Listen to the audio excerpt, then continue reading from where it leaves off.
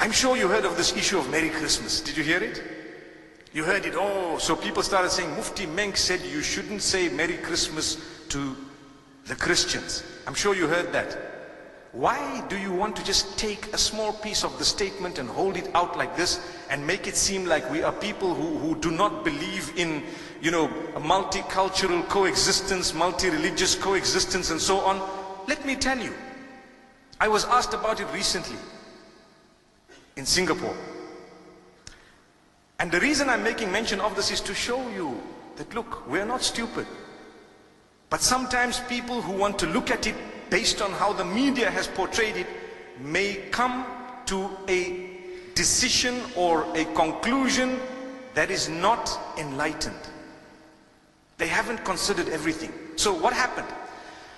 You see, I grew up in Zimbabwe.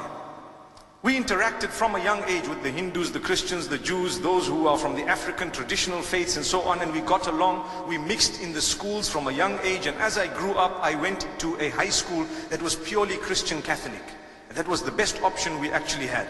They allowed me whatever I had, and obviously we catered for them, they catered for us. There was a lot of respect, and that's how we developed, okay?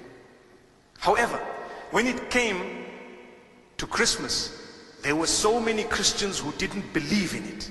They said, no ways, this is wrong. I recall a young boy, I even know his name, and he was with me. He didn't used to like to participate in religious studies because he belonged to a certain sect of Christianity. And he used to say, these guys don't know what they're talking about because X, Y, and Z, and he gave his reasons. That's not the topic today. But there are Christians who don't believe in Christmas. They don't participate in it. Is there anything wrong if they don't believe in Christmas, Christians? There's nothing wrong. They didn't participate in it. There's nothing wrong. But the minute they put a block on someone else who believes otherwise, then there's a problem. That's what we're saying. So the question you have to ask yourself, did you stop people from celebrating what they want? No. Did you ban them? No.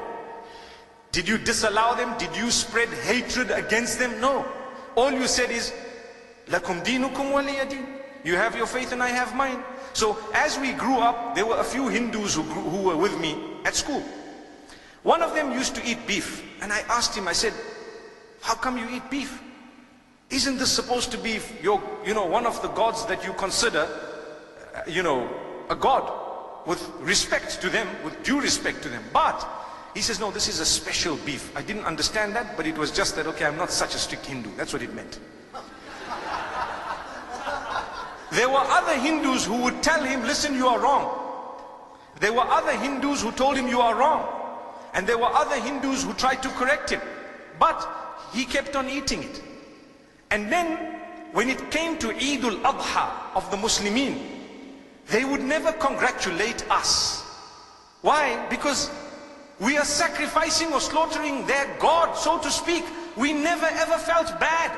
Don't expect, and please don't expect a Hindu to tell you Eid Mubarak at Eid al-Adha. Respect them and understand that what you are doing is blasphemous to them, but they've allowed you to continue. It doesn't mean they hate or they are intolerant. It just means that they believe differently and they have a separate system of belief, and it would be insulting to them to actually come onto this side here and tell you, look, as much as you're cutting my God, but well done, welcome, enjoy it, enjoy that. You don't expect it. Come on, use your brain. This is what tolerance and coexistence is all about. It's not about a statement, it's more about allowing them to believe what they have to, with respect in a way that you respect what they have as well. That's all it is. So what happened is, as time passed, it was amazing, because when it comes to the other faiths, we found the same. People didn't participate in some rituals of other faiths that did not make them bigots, but they respected each other. There was a young man who became a Muslim from the Hindus. The day they were, when they die, what happens is they burn the body. They cremate that body. So this young man, his father had died, and they were cremating the body, and they asked him as the oldest son to actually light the fire. And he said, look, as much as you want me to do it, and that's my father, I'm sorry, it goes against my beliefs. And it caused a commotion until some of those who were wise, who knew, they said, look, that's the man's beliefs. Come on, leave him. Let the next son do it. How can you impose on him some... The idea is to coexist with your difference. That's what makes you a rainbow nation. That's what it is. But you don't shove your opinion down the throats of others. Just like now in the Western world, they are banning you from covering your hair in some countries. That would create another problem. Why? Like the Honorable Minister said, it would make people feel that they are at war with the system because, hey, you know what? This is my basic right to believe something. I believe this is wrong. I believe this is right. That's the idea. So, from among the Muslims, there are those who believe that it's okay to participate in Christmas. And from among the Christians, there are those who believe that it's not okay to participate in Christmas. Look at the irony. But the idea is, if you believe that, by all means go ahead. You're answerable to Allah, not to me. If this one believes otherwise, go ahead, but please don't impose it on me. If I don't want, it's one of those things. Come on. You know, live and let live. Today, the problem is with all parties. We believe we are the only ones who are right. So we want to shove our opinions down the throats of the rest of the world. If not, they are the problem, they are the terrorists, they are the issue, they are this, that. Watch out. The words you are using will be used against you as well. Be careful. So this is why we say, as I grew up, still we used to sit and eat together as young boys. College. You know, you have your lunch, they have their lunch. We knew that if you have a beef burger, please don't offer it to the Hindus. It's insulting. It's blasphemous. They would actually feel so hurt. Don't. Would you ever, if you have Hindu friends, actually tell them, hey, have some beef? I don't think so.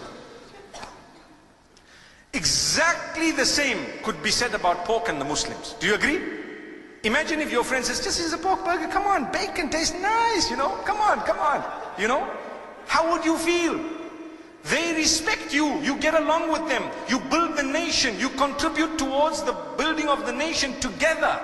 Do you know that? But you have different dietary restrictions which are respected.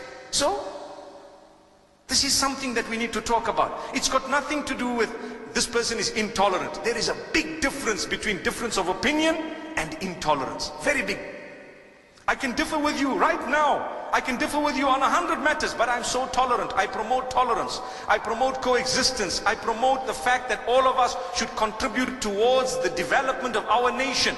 Here in Malaysia, you have people, you have the Chinese, you have the Malays. On the other hand, you have Muslims, you have Buddhists, you have perhaps people who belong to Christianity, maybe even, you know, Jewish people, whatever other faiths. I don't know how the nation is made in terms of, you know, the various faiths, but I'm sure there are more than 20 or 30 different faiths. Look at the civil service. You will have people belonging to every race and to every religion, and they are serving the nation. That's what they're doing. What are they doing? Serving the nation.